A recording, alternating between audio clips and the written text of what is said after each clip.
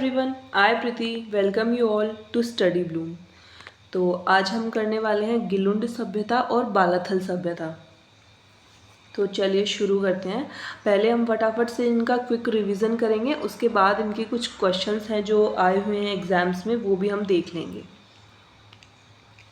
सबसे पहले देखते हैं गिलुंड सभ्यता।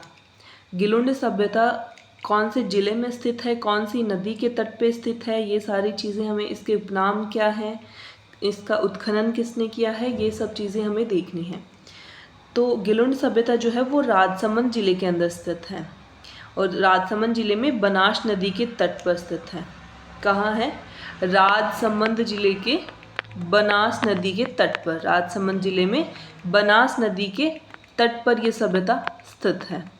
और कौन से काल की ये सभ्यता है? नवपाषाणकालीन पुरातात्विक स्थल है। कौन सा है ये? नवपाषाणकालीन। ठीक है, ये आपको याद रखना है। इसका उपनाम क्या है? यहाँ स्थित जो मोडिया नगरी नामक टीले का संबंध गिलुंड सभ्यता से है। तो मोडिया नगरी टीला कहाँ पाया जाता है, ये अगर आपसे पूछ लिया जाए तो आपको क्या बोलना है, कहाँ मिलता है? गिलुंड सभ्यता में। ठीक है, इसका उत्खनन देख लेते हैं। 1957-58 के अंदर बीवी लाल या ब्रिजवासी लाल द्वारा किया गया। उसके बाद फिर से किसने किया? 1998 से लेकर 2003 तक BS सिंधे एवं प्रोफेसर ग्रेगरी पोसेल ने किया। ठीक है, तो ये 3 लोग हैं जो इसके उत्खनन से संबंधित हैं। कौन कौन है? बीवी लाल, ठीक है, BS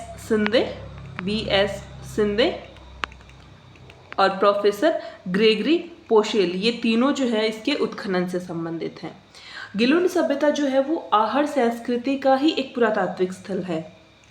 ठीक है, क्योंकि ये उसी एरिया में है, तो ये आहड़ संस्कृति का ही एक स्थल है। और हमने देखा था, जब हमने आहड़ संस्कृति पढ़ी थी तो उसके अंदर हमने देखा था कौन कौन से उसके पुरातात्विक स्थल है, उनमें हमने गिलुंड का भी नाम शामिल किया था।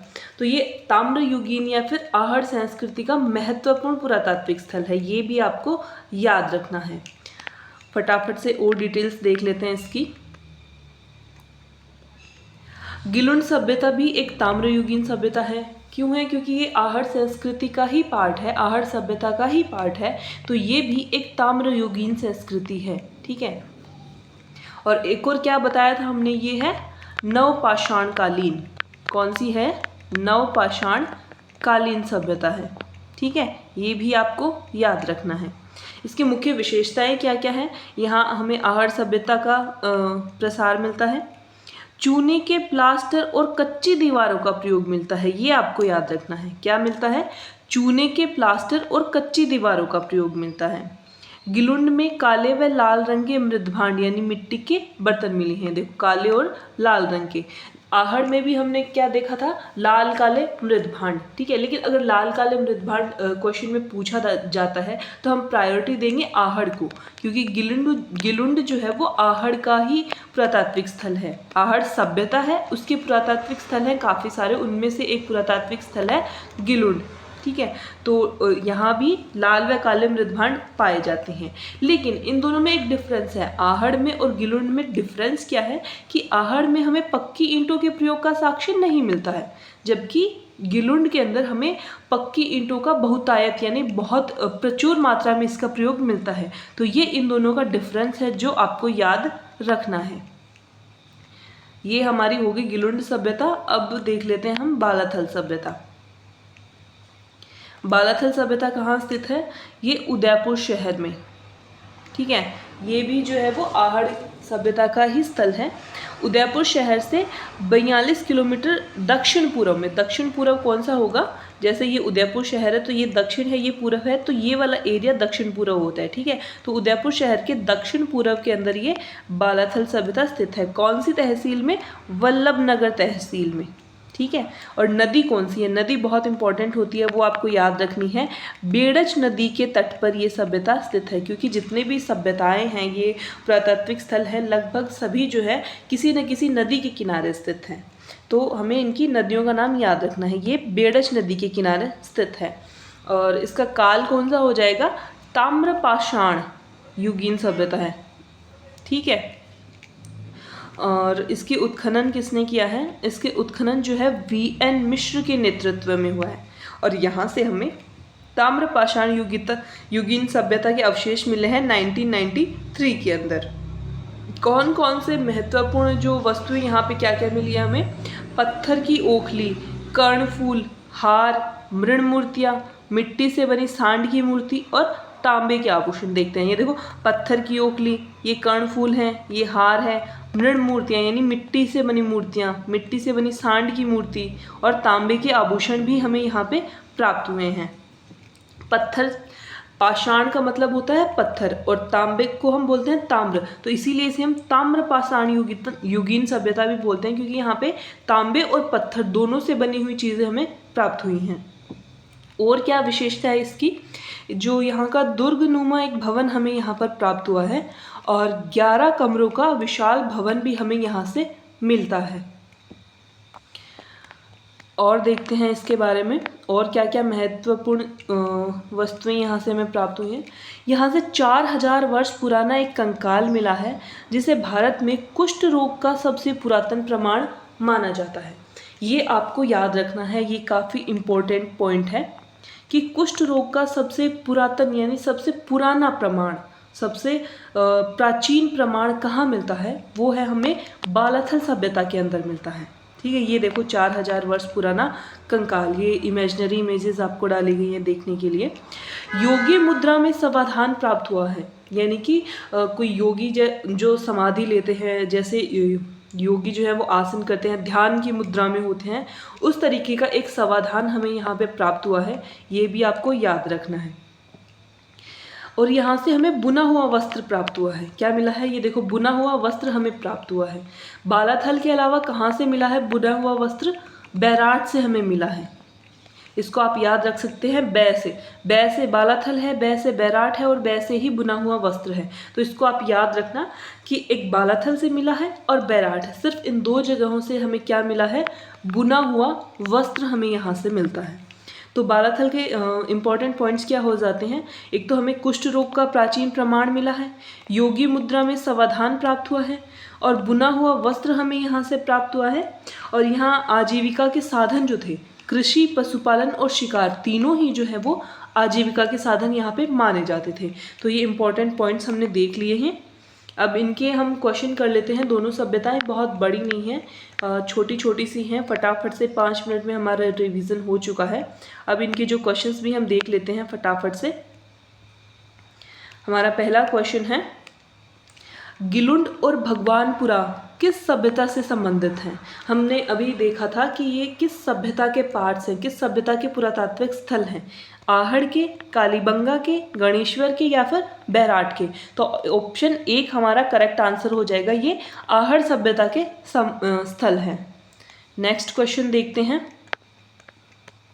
ये क्वेश्चन जो हैं वो एग्जाम्स में आए हुए हैं, PYQs हैं ये आपके लिए।